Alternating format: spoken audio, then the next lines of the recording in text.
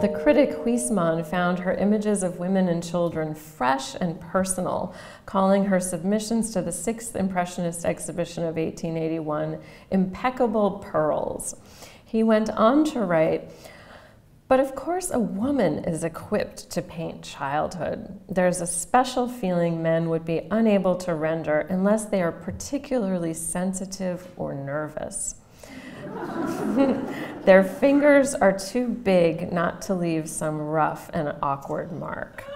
So it becomes, the praise becomes a kind of, backhanded compliment, right? She can paint mothers and children because she's a woman and she's perhaps sensitive and nervous. It's more likely that Cassatt recognized an opportunity in which she, an ambitious woman of the upper classes, could define for herself a socially acceptable professional status and identity.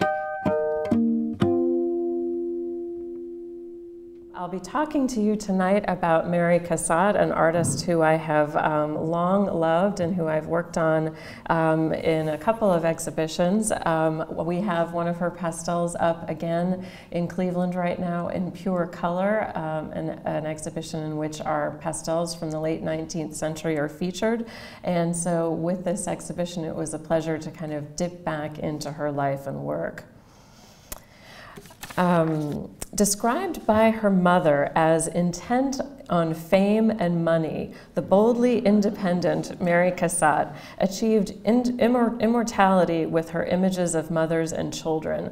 In this lecture, I'll examine Mary Cassatt's life and her art in the context of the culture of late 19th century Paris, and we'll look at her paintings, her pastels, and prints alongside the art and literature of several of her contemporaries.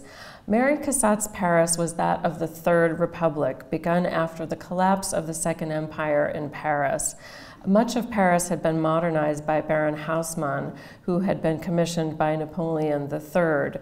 He created long, straight, wide boulevards that replaced many of Paris's old, winding streets. The Paris of Mary Cassatt became the glittering city of Europe, the center of the world in terms of art and culture. A more poetic description of Paris than I could ever provide was written by Edith Wharton in her novel, The Reef.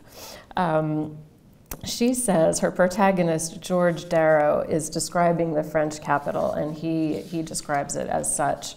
The transparency of the French air, which left the green gardens and silvery stones so classically clear, yet so softly harmonized, struck him as having a kind of conscious intelligence. Every line of the architecture, every arch of the bridges, the very sweep of the strong, bright river between them, while contributing to this effect, sent forth each a separate appeal to some sensitive memory, so that for Darrow, a walk through Paris streets was always like the unrolling of a vast tapestry, which countless stored fragrances were shaken out. So imagine that as the setting for these paintings and pastels. Mary Cassatt was born in Allegheny, Pennsylvania. She was the daughter of Robert Cassatt, a banker, and the well-read, sophisticated Catherine Kelso Johnston was her mother. She spent her childhood in Pittsburgh, but then in 1851, because neither of her parents had enjoyed a grand tour of Europe, they spent 2 years in France and 2 in Germany, bringing along their children, including Mary. And this is how she became fluent in French and German. The family didn't return to the United States until 1855, so she has this early introduction to Europe. At the age of 16, Cassatt enrolled in the Pennsylvania Academy of Fine Arts in Philadelphia, which was one of the first arts institutions to admit female students, albeit primarily as copyists. Where Cassatt really wanted to study, however, was in the museums of Europe. And in 1866, accompanied by her mother and a friend from the Academy, she goes to Paris.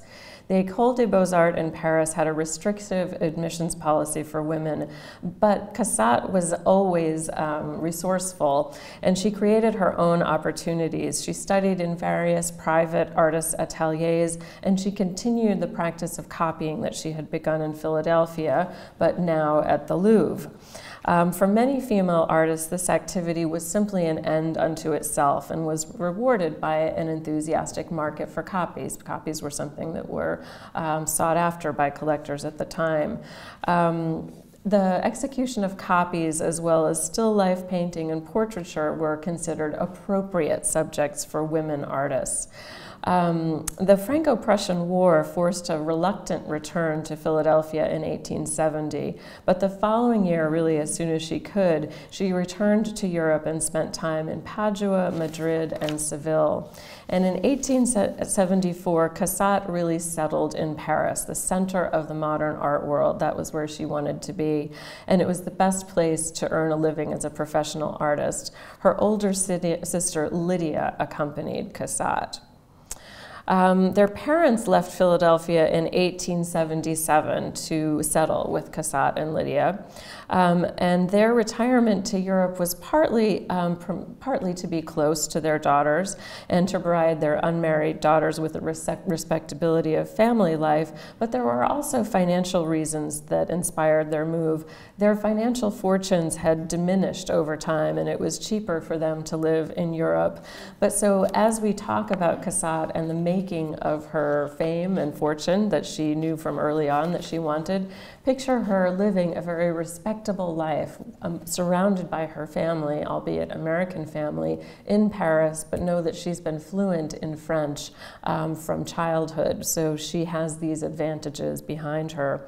When they all moved in together, she and her family, Cassatt set up a studio outside of her home for the first time, and she was responsible for paying its maintenance with the sale of her paintings. So she wasn't just a kind of amateur artist. She actually had an impetus to sell her work and to be self-sufficient. She became entrenched in the art circles of Paris and became a familiar figure known for her talent and her generosity, as well as her independent nature and her quick temper. She met Louisiane elder, later Havemeyer, during these early years in Paris, and they began a lifelong friendship that eventually would result in the Havemeyers building a brilliant collection of art upon Cassatt's advice.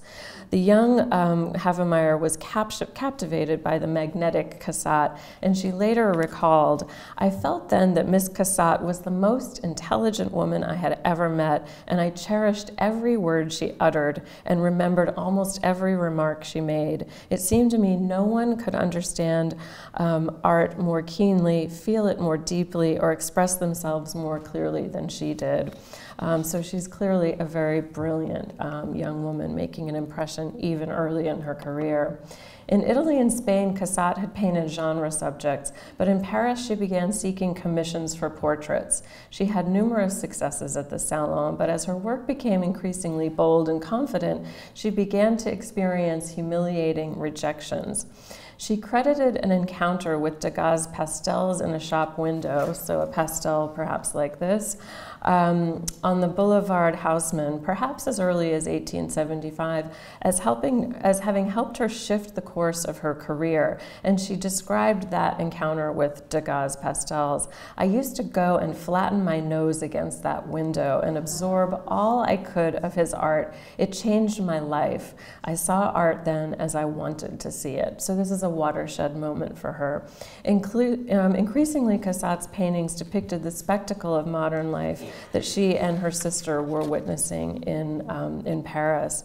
Cassatt and Degas met in 1877. They became friends, they visited museums and each other's studios, and I love the fact that they shopped together for her clothing.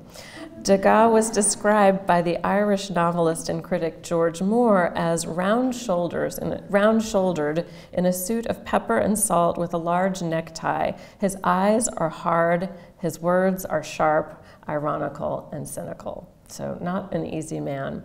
Cassatt herself was opinionated, outspoken, and critical of the establishment, and she found in Degas and the Impressionists people whose own biting, critical attitudes paralleled her own.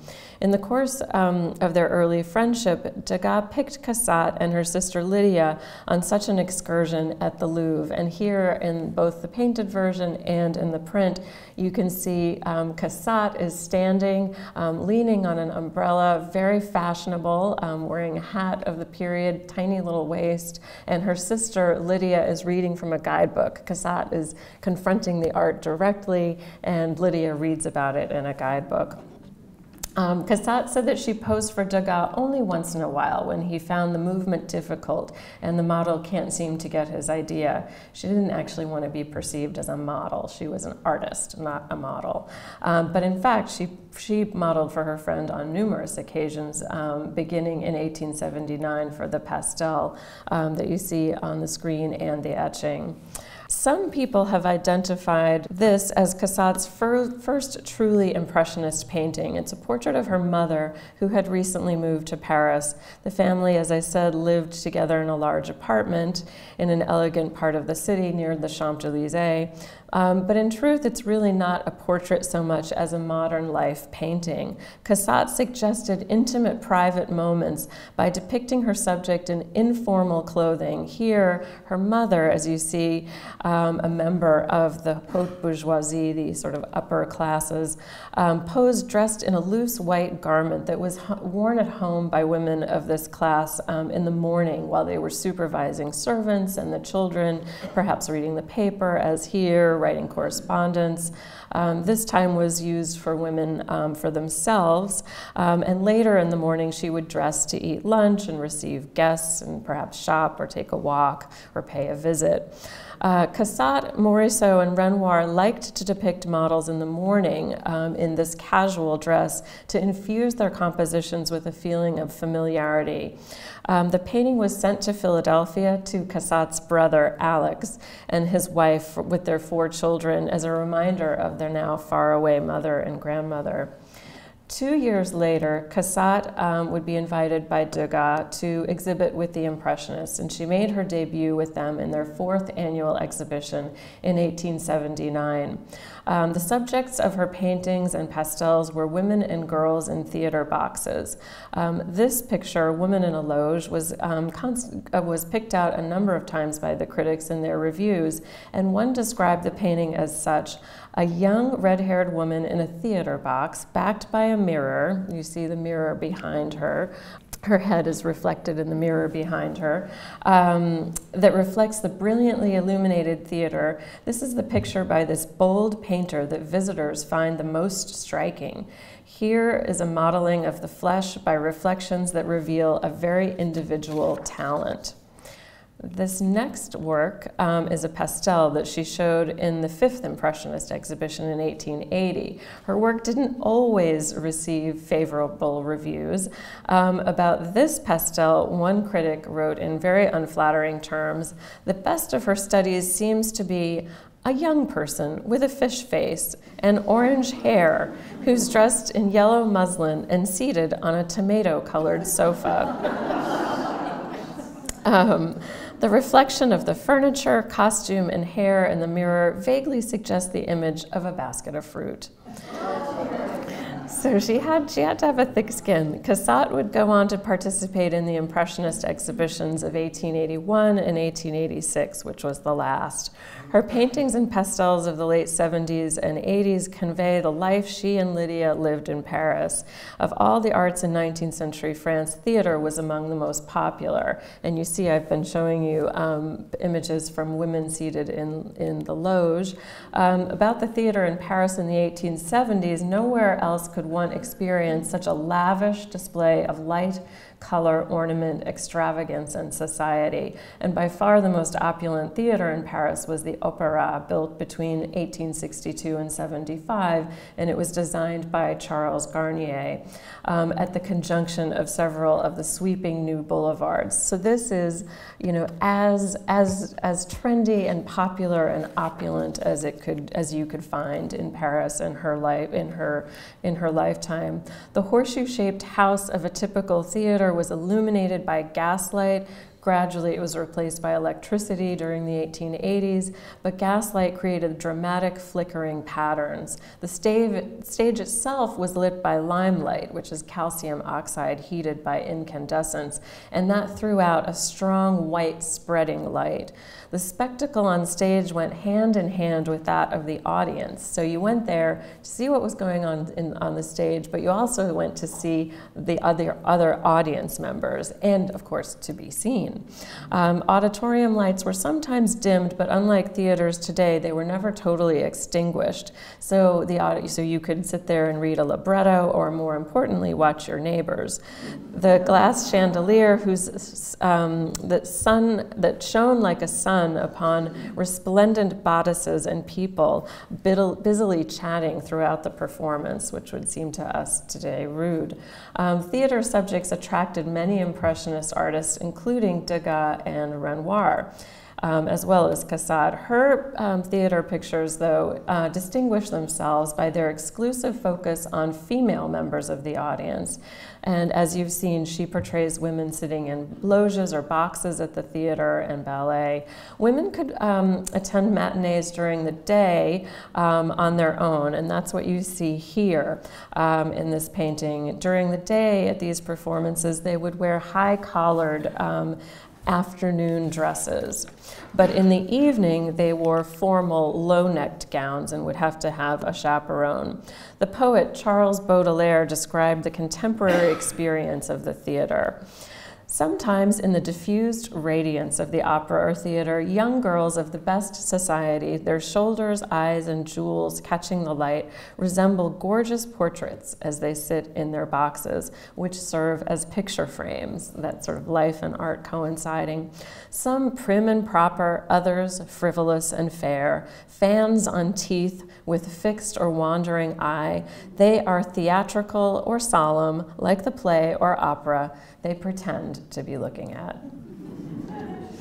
The architecture of the loge was often embellished with an expensive mirrored back wall. Do you see it in both of these images? And this feature allowed the occupants discreetly to observe themselves and others, as well to be surrounded by the flickering lights of the stage and house lights, and to be kind of seen from different angles. That became a very important motif of Cassatt's. The theater box partially hid the occupant from view, as did the gaslight, leaving pockets of darkness. So friends could enter a loge to visit and take refreshment, making it almost a public extension of a domestic salon. The private aspect of the theater box made it a space sort of between public and private.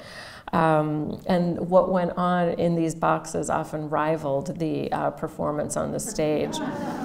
The idea of looking was a very important one in the theater paintings of the period. Art historians have written prolifically about the gaze in these paintings, and the idea that the viewer, us, is assumed to be male and exerts a kind of power over the female subject, who is usually positioned as an object to be regarded. In other words, men usually look and women are looked at. In the late 19th century, in Paris, unabashed looking by a woman would have been considered risque and inappropriate, so a woman looking directly at something. By depicting her female protagonists so that their gazes are averted from the viewer, Cassatt indicated that she was suggesting their social respectability. They don't look directly at us. This painting was shown at the 4th Impressionist exhibition of 1879. But notice this painting, what the woman is holding. She's holding binoculars or looking glasses. In this culture that was obsessed by spectacle and fashion, it's impossible that an upstanding middle-class woman could constantly avert her eyes. Rather, they looked differently at the world than men did, and accoutrements like opera glasses, veils, and large hats protected their privacy and reputations while allowing them to see the world around them. In this painting, it's often used as an example of the way that Cassatt allows her subjects in her portraits an active role that her male contemporaries didn't allow their subjects. The woman here is looking intently, directing her opera glasses at the stage, and she's intent upon seeing the world around her, really kind of scrutinizing it. Notice, though, in the background, on the other side of the loge, there's a man, an older man in an evening dress. And he is directing his opera glasses directly at the woman. So this is Cassatt's quiet acknowledgement of the frequency of the theme of men looking at women. Her protagonist looks and is simultaneously looked at. in art history classes, a comparison between these two pictures is very frequently made.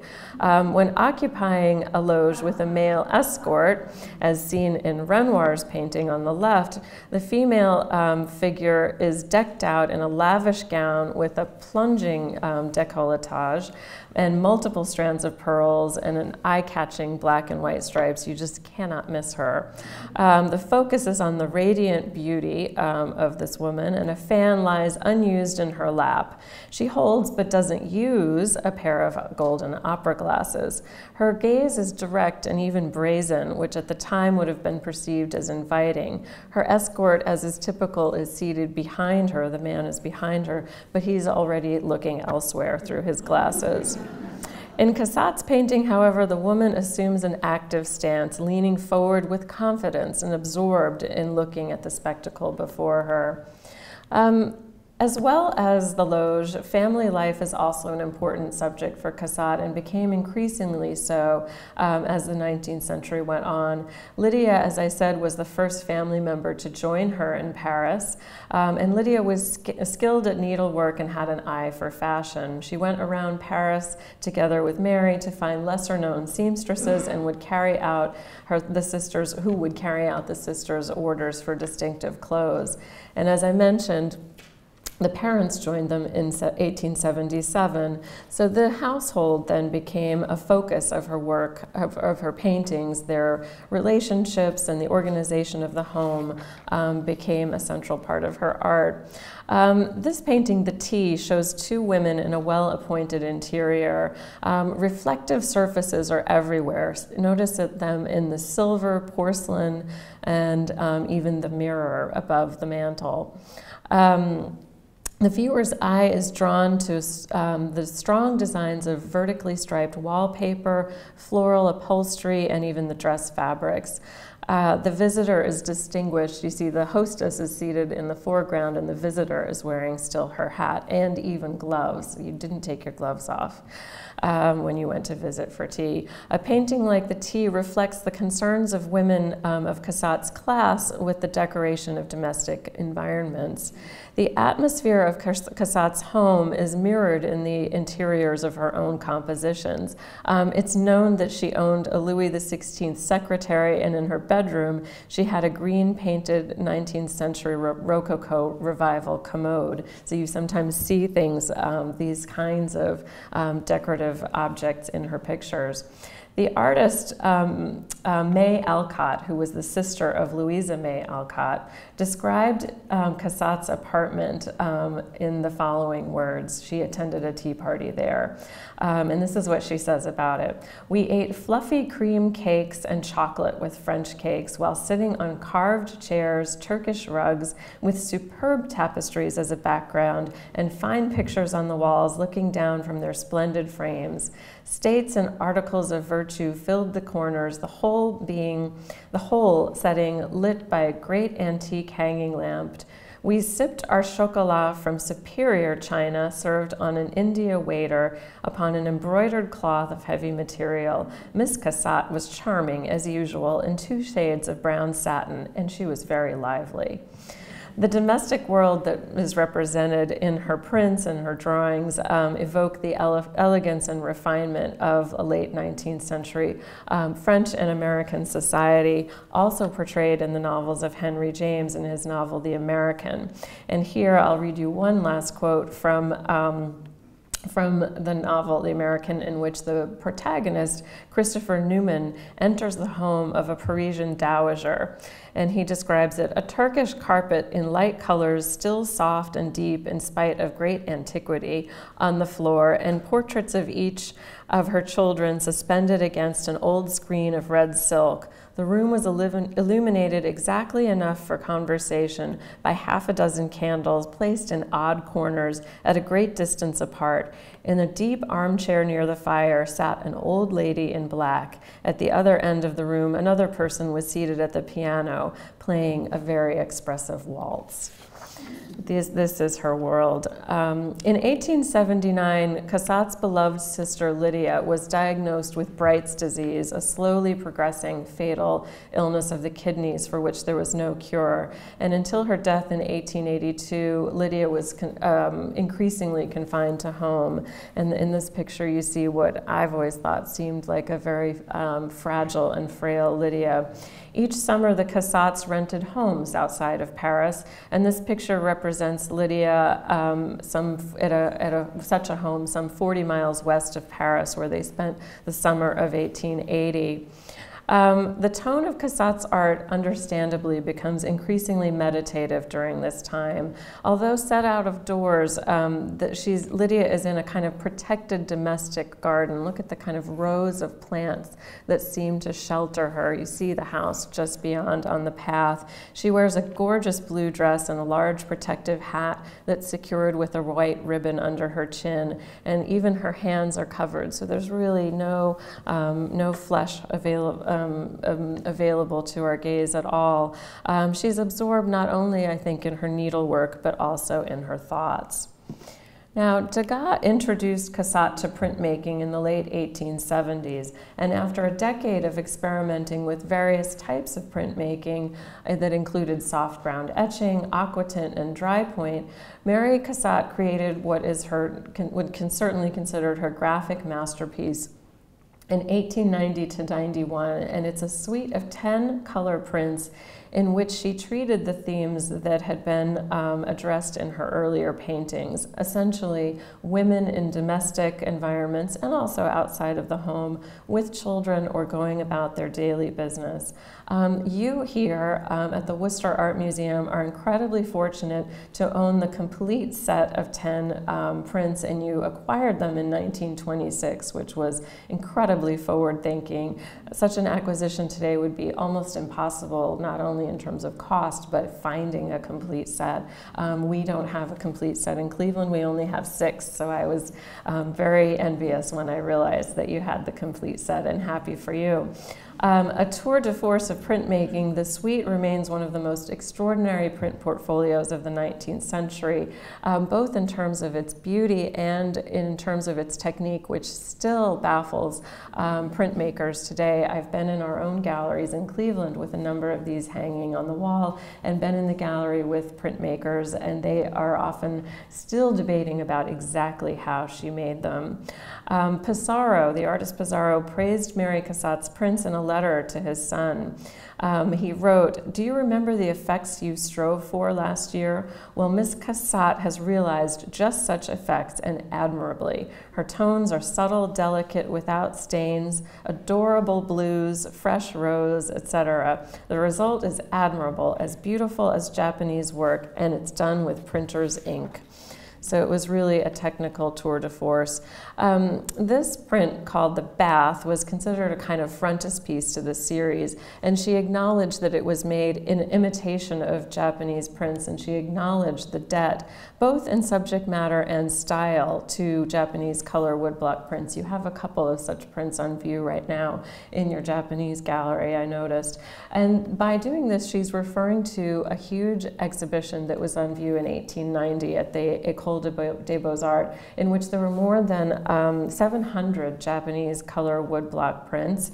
We know that Cassatt visited with Degas and invited Morisot and other friends, and that she was spellbound by these. So she seeks to emulate in intaglio, in prints that are made on copper, not by woodcut, the flatness and the wonderful decorative patterns and the effects of these Japanese prints.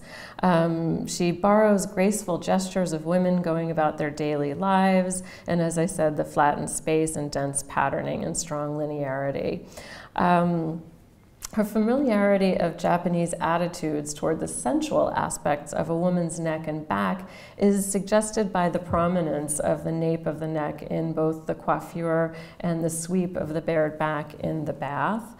And you'll notice here, as I show you images, from the suite. The same model seems to appear in different prints in the series. She uses two models primarily, a woman with red hair and a woman with dark hair. So this is the same red-headed model in both of these nude subjects. And once again, we see her here, the same figure in the lamp, where we are focused again on the curve of the woman's neck. And then in the other, we see the woman looking down at a seamstress who is adjusting her hemline. And I just show a couple of Japanese prints to show the comparisons, similarities. Here, we'll just explore a little bit. The brunette model assumes the role of the maternal woman, a theme that will become increasingly important in Cassatt's work. This brunette figure is tending to a child throughout the series, bathing, kissing goodnight, tending to the child. She appears in two other prints as well. In the omnibus, she's the mother, and the nurse is holding the child, and she's also a letter writer. One scholar has suggested that in 8 of the prints, Cassatt was portraying scenes of the lives of two women, the sensual redhead and the maternal brunette. And in these prints, the redhead appears, in which the redhead appears, are often parallel to Utamaro's times of day and the lives of courtesans. Here we see the life of this woman at her morning toilet, attending to her wardrobe, receiving a visitor, an unseen visitor, and preparing for bed. And then the counterpart to the elegant coquette as is the brunette model, embracing her naked baby in the morning, accompanying the child and her nurse on an outing, writing a letter, and then attending to her child again at bedtime. Similar prints, again, that she would have seen at the exhibition. Parallels between the two women's lives are created in pairs, such as the fitting and in the omnibus. And both of these images make a point of class distinctions.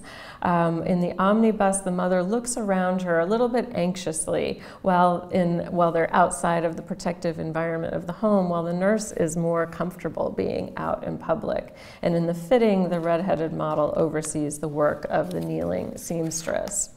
In both the letter and the lamp, these women appear in domestic interiors, and there are figures presumably outside of the picture frame.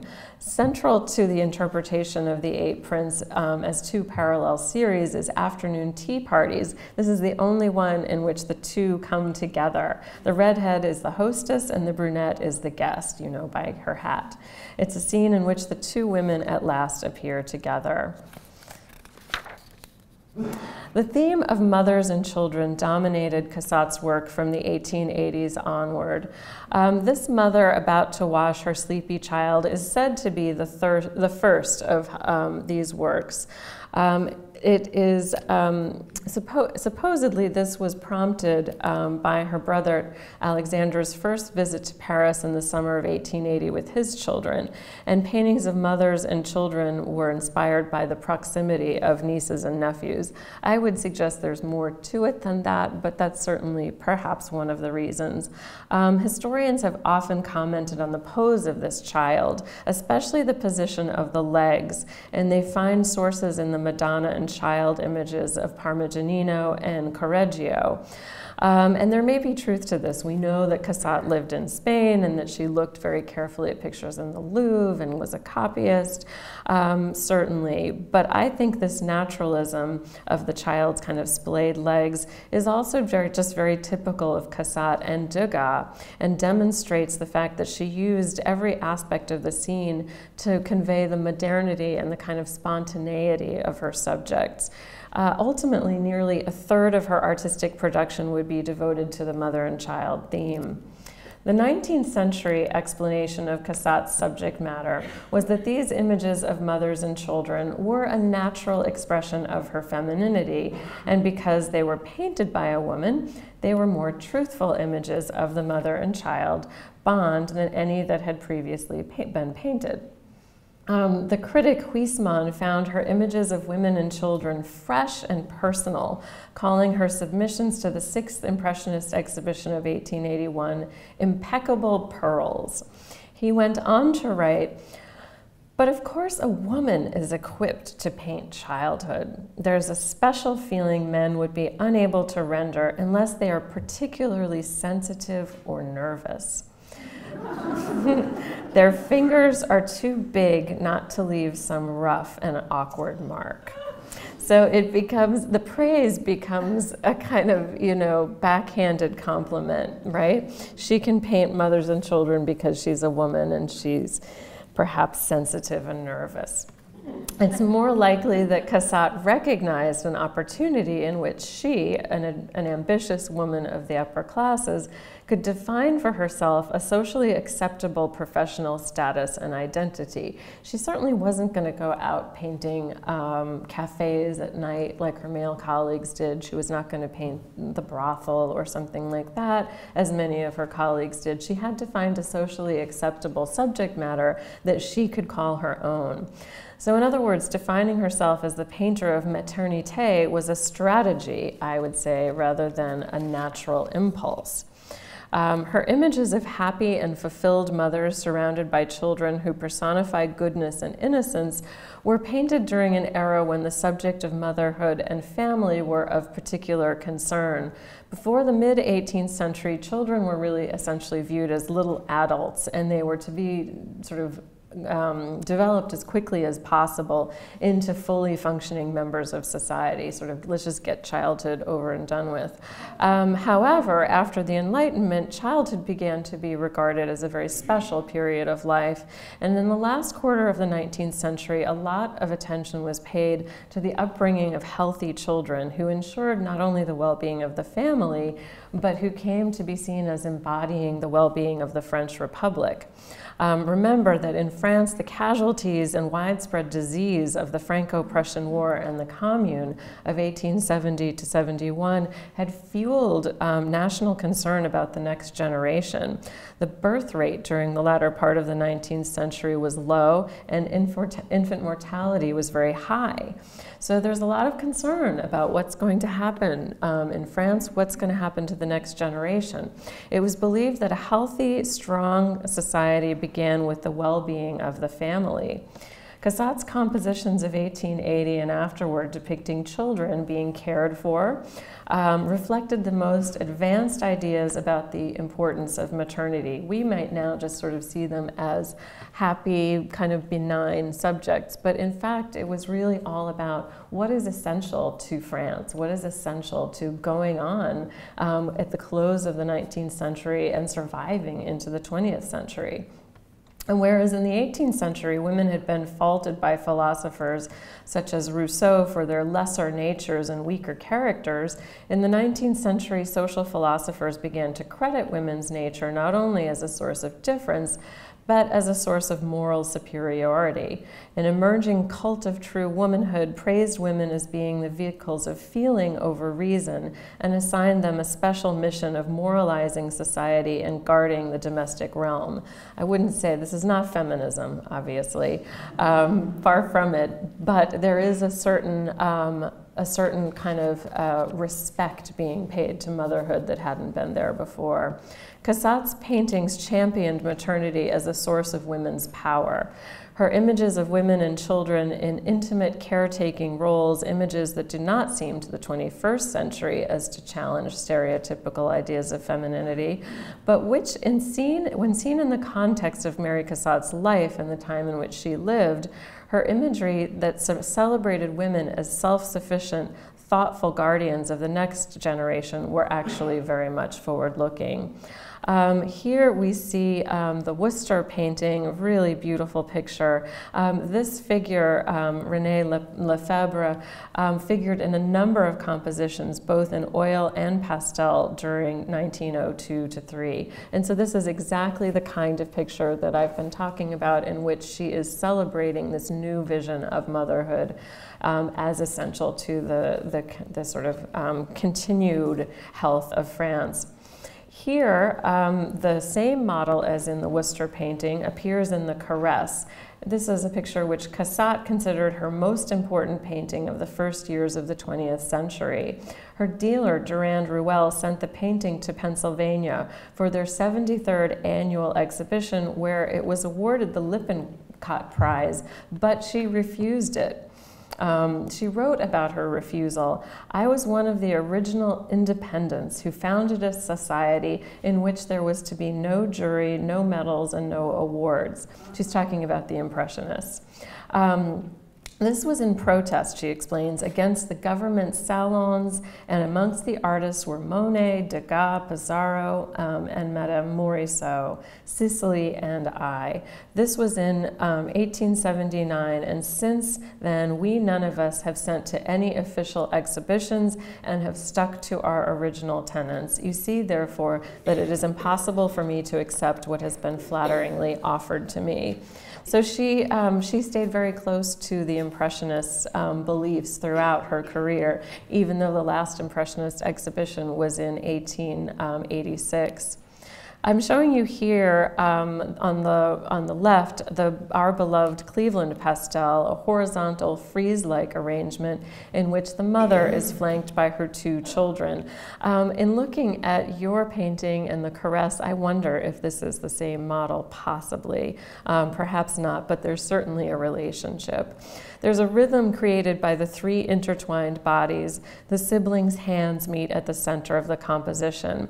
There are certainly parallels here, I think, with the Holy Family, as we were looking before at the painting of the mother with her sleepy child as a virgin and child. Here, I think there are parallels of the Virgin and Child with the young St. John the Baptist. But here, St. John has been replaced by a golden-haired little girl, and Cassatt hence makes the sacred modern. The boldness of her palette and handling, the bright orange and yellows contrasted with the cool blues and greens, show that she was aware of the color theory of the period in which complementary colors accentuated each other's effects. Another pastel of this same period is the one here on loan in Worcester, Simone seated in a white bonnet and seated with clasped hands. Cassatt used this model about 16 times. The little girl must have been very good, I have to say, must have been very well behaved, mostly alone, seated and wearing various types of bonnets and dresses. Cassatt liked to use pastel for children, partly, she said, because children typically couldn't sit still for very long, and of course with pastel, which is a dry medium, unlike oil, you didn't have to wait for layers to dry. It could be executed much more quickly and much more spontaneously. So children, I think, made very good model, or pastel made a very good technique for depicting children. By 1900, two opposing tendencies were very much evident in her pastel technique. She always, I think, in these two pastels, as you can see, retained a very high level of finish in her sitters' faces.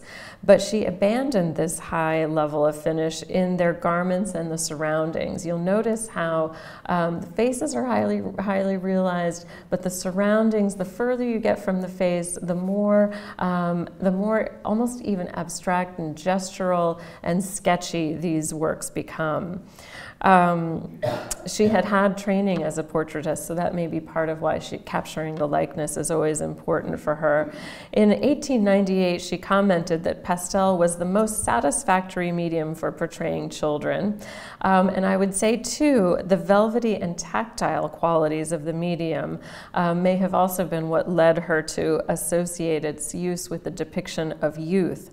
Because pastel it's a man-made chalk, and it has a velvety kind of satin-like finish, like a flower petal or a butterfly's wing. It's not varnished like an oil painting, and the surface remains velvety and tactile. It's made up of crushed pigment mixed with a binder and a white chalk, so there are little particles that catch the light, so it's very, very luminous, and I think that's part of what makes it so well suited to depicting the youthful bloom of healthy skin. No doubt Cassatt's most brilliant effects were created in pastel. The full scope of her work in this medium spanned 34 years. She used it throughout her career. She had profound admiration for the 18th century French pastelists pastelist Maurice Quentin de la Tour, and she particularly excelled in the evocation of flesh tones. She created flesh tones by layering in diagonal strokes the lines of chalk and applied them very thickly, whereas the surrounding area and garments were treated much more broadly without this kind of delicacy of line. The pastels by Cassatt, though, were less appreciated during her lifetime than her oil paintings.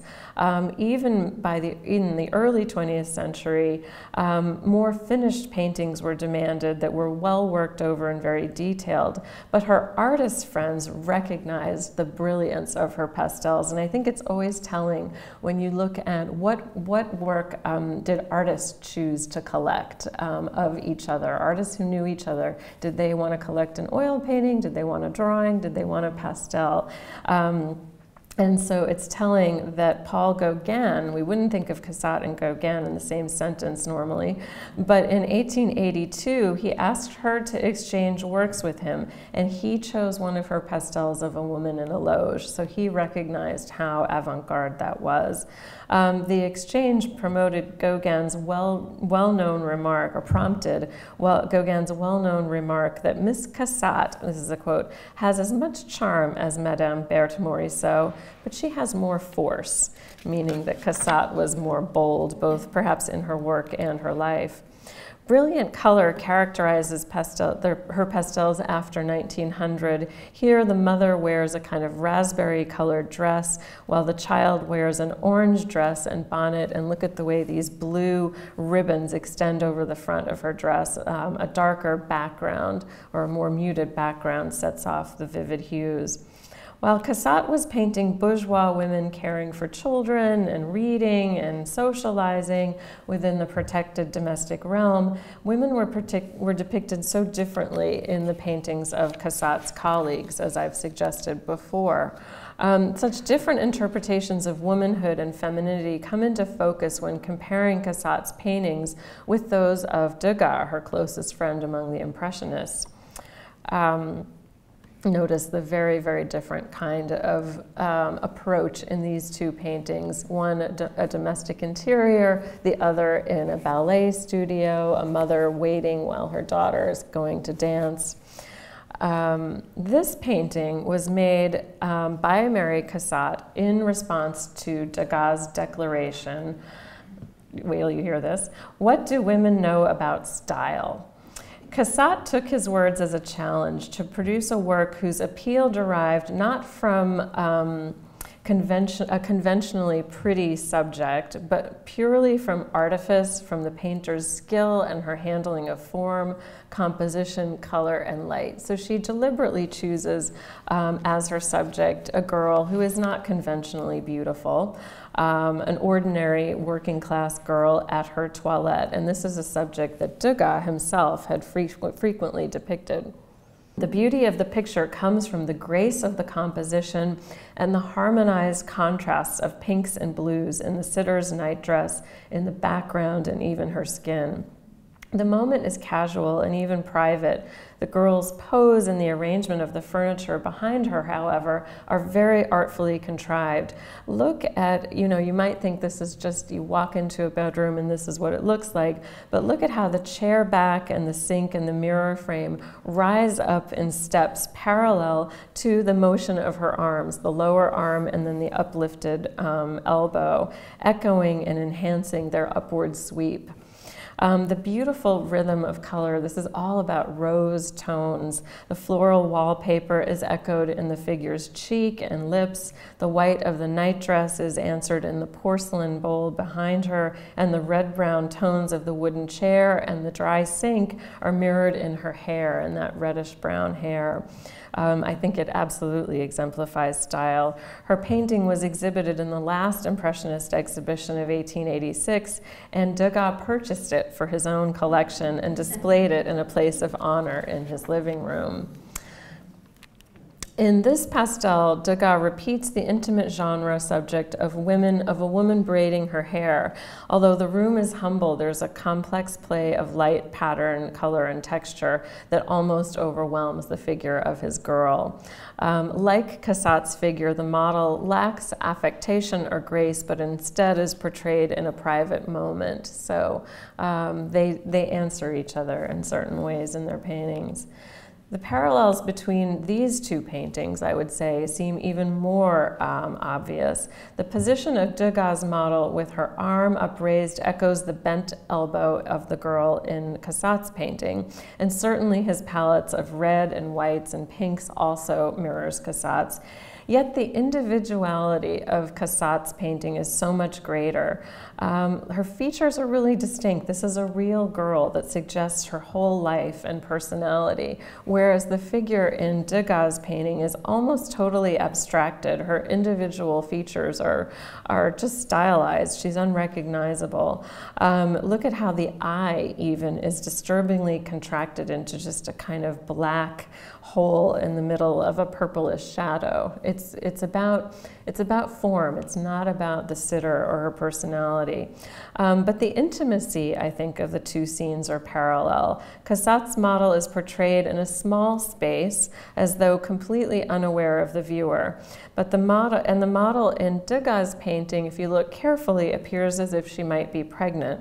The upraised arm with her hand grasping her forehead seems to suggest discomfort, like the woman brushing her hair is brushing it too hard, while the left slightly upraised hand is raised protectively. The maid remains columnar and impassive, contrasting with the vulnerable form of the woman having her hair brushed. Let's conclude by looking at two portraits of Mary Cassatt herself. The first, the one on the left is her own self-portrait, and the one on the right is by Degas. The painting on the right was in her possession from the time it was painted, and yet Cassatt later developed an intense dislike for it. In letters written in 1912 and 13 to her dealer, Durand Ruel, she wrote, "I do not want to leave it with my family as being a picture of me. It has some qualities of art, but it's so painful and represents me as such a repugnant person. I do not want it known that I posed for it."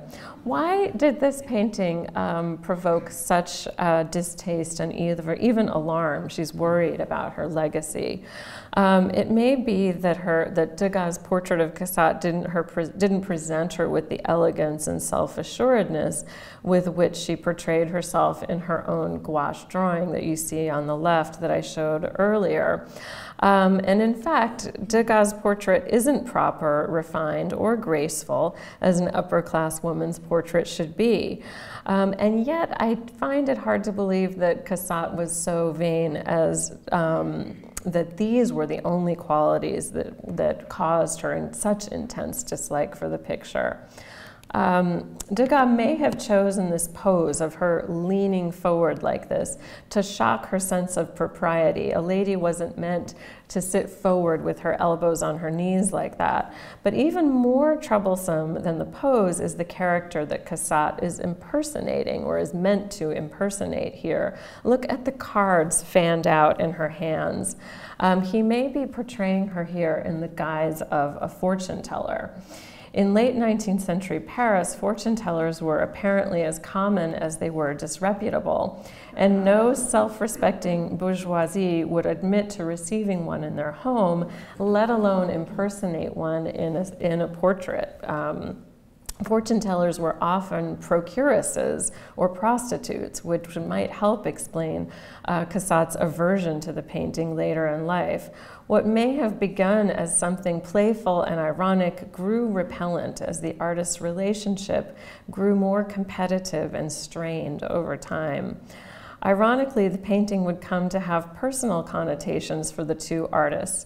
Cassatt sits forward, offering Degas tarot cards to divine his fortune. In her role as art advisor to wealthy Americans like the Havemeyers, Cassatt held the cards, so to speak, to the important sales of Degas' paintings. And while Degas admired her art and was indebted to her for the scores of purchases she arranged, such gratitude may have held a resentful power over him. By the end of her life, Cassatt had more than achieved the fame and money that she had sought as a young woman. In 1894, she purchased a country mansion about 50 miles northwest of Paris, and for the first time since she came to Europe in 1865, she lived in a house that she owned, and it was grander and more elegant than any she had ever lived in. She was described by the artist George Biddle, who was one of her last visitors. Her hands, which used to be such big, knuckled, capable hands, were shrunken and folded on the quilt. When she began to talk, they waved and flickered about her head, and the room became charged with the electric vitality of the old lady. Thank you. So she never married and had children of her own. That's correct. She did not. She focused on her career. Exactly. It would have been difficult to do both. Morisot did marry and have children, but Cassatt was more productive by far and lived a lot longer too. Not that those are connected. Yes. It was mentioned that it was steam used in pastel. Describe what was being done. I saw that up on the label upstairs. Yes, Degas and Cassatt used a lot of different methods with pastel to kind of nudge it to do different things. Steam could be used certainly to make it. Pastel can be soft or it can be hard. One can draw very incredibly fine detailed lines with it, or it can be applied in a very thick and kind of pasty almost way. And the steam would enable you to get a sort of thickness and a density that is harder when it's drier. So the moisture can help with layering and with achieving a kind of thickness. So steam was used during the process. Application? Exactly. Not after. That's right, during the process, exactly. Yes, Degas also used fixative, a fixative spray on his pastels, and then would draw then over that to create a sort. The fixative creates a more sort of solid surface upon which to draw more. Because if you just layer pastel upon pastel upon pastel without fixative, it can start to get kind of muddied. I don't know that Cassatt did as much of that as he did, but they certainly influenced each other technically with the printmaking and painting too, but also pastels. Second question. The figures at the opera, were they all specifically portraiture? No, no. Not generalized. These are more genre subjects. You know, a young woman at the opera, we often know who the sitter is, but some of these women were friends in her social milieu, models, but they're not so much portraits as genre subjects. Yes. Would you agree that were it not for Cassatt, we would not have the large number of Impressionist paintings in American museums? Oh my goodness, for sure. Oh, absolutely. She was a key advisor, exactly. As I suggest at the end, we are very much indebted to her for having so many of these paintings having come to the United States, absolutely. I think without that American painter within the Impressionists, she made a huge difference, and without that, things might be different here. Yes, for sure. Good point. Heather, thank you very much. Thank you so much.